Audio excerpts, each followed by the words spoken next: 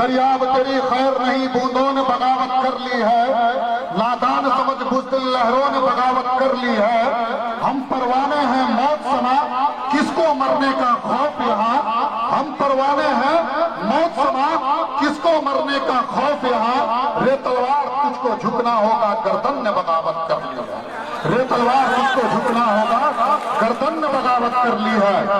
आप सभी लोग इस बात को जान रहे हैं कि 2014 के बाद से इस देश के कानून और कानून को जब भी तोड़ा गया है तो ये सरकार ठीक उस तरह की सबूती है जैसे कोई गूंगे और बहरे के सामने कोई बात कही जाए तो वो बात नहीं सुनी जाती है।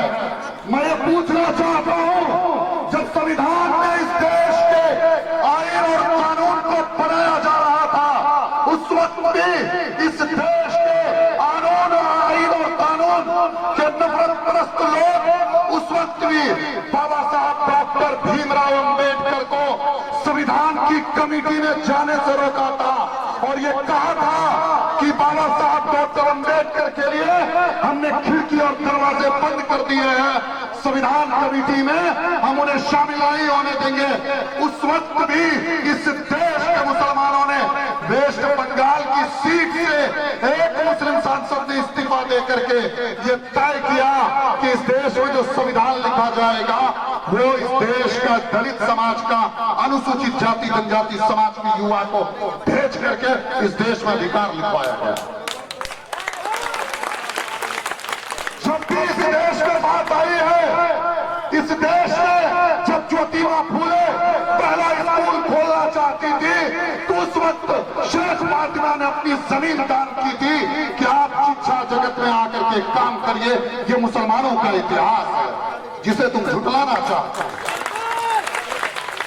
और आज इस मंच से बता देना चाहते हैं हुकूमत को कि यदि कानून और इस देश का संविधान यह कहता है कि हेट स्पीच इस देश में राइट है, तो आपको मैं बताना चाहता हूं उसी संविधान के कानून ने यह हमें अधिकार दिया है, आर्टिकल 32 ने, कि आप अपनी बात को सड़क में आकर के कह सकते हो।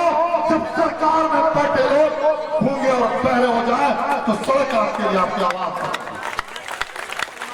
और आखिर में बस एक बात कहेंगे कि भाई मेरे, आज इतने बड़े मजमे को मेरी कोई हैसियत नहीं थी बोलने की, लेकिन अगर मुझे मौका दिया गया इन उलमाओं के बीच में तो शुक्रिया अदा करता हूं।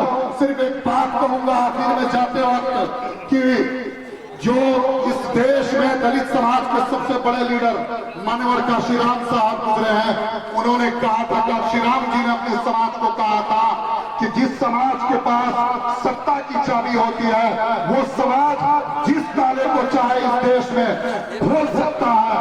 आपको जरूरत अगर किसी चीज की है तो वो सत्ता की जरूरत है।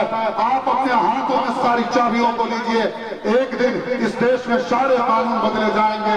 अगर इस देश में सच्चर कमेटी की रिपोर्ट को आज तक छुपा करके रखा गया तो ये हमारी और आपकी नाकामयाबी है, हमें और आपको देखना चाहिए। और जिस कुरान की आयत की नाजिल, सबसे पहला जो कुरान का आयत नाजिल हुआ था, ये कुरान की पढ़ो, आज सबसे ज्यादा अगर जरूरत है किसी समाज को पढ़ने की तो हमारे समाज की जरूरत है। नहीं ये बताइए, गुस्ताखे नबी की शान हमारे दिलों पर चोट है या नहीं है?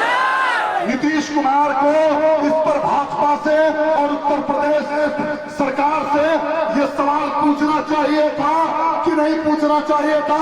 इस बात की गिरफ्तारी कर रहे हो, ये पूछा जाना चाहिए था कि नहीं नीतीश कुमार की तरफ से? जब सेकुलर की बात करते हैं तो सेकुलरिज्म जबान से नहीं होना चाहिए, आपके निभाने में भी सेकुलरिज्म आना चाहिए। सेकुलरिज्म सिर्फ जबान पर मत लाइए, सेकुलरिज्म को निभाइए। और एक बात आखिर में कहूंगा, कुछ लोग नाराज थे जुलूस के लिए। भाई मेरे, जब आप सड़क पर आते हैं तो आपकी रिपोर्ट आईबी पहुंचाती है, पुलिस के भी लोग यहाँ पर बैठे हैं, वो पुलिस महकमा इस बात को जानती है आपके इस प्रोग्राम की खबर आईबी तक ना पहुंचाए, लेकिन अगर सड़क पर आप आते हैं तो आपकी रिपोर्ट आईबी जो है मुख्यमंत्री तक, प्रधानमंत्री तक शाम के 6 बजे पहुंच जाता है उनके टेबल पर कि बिहार के मधेपुरा में इस चीज का एहतजाज हुआ है। वो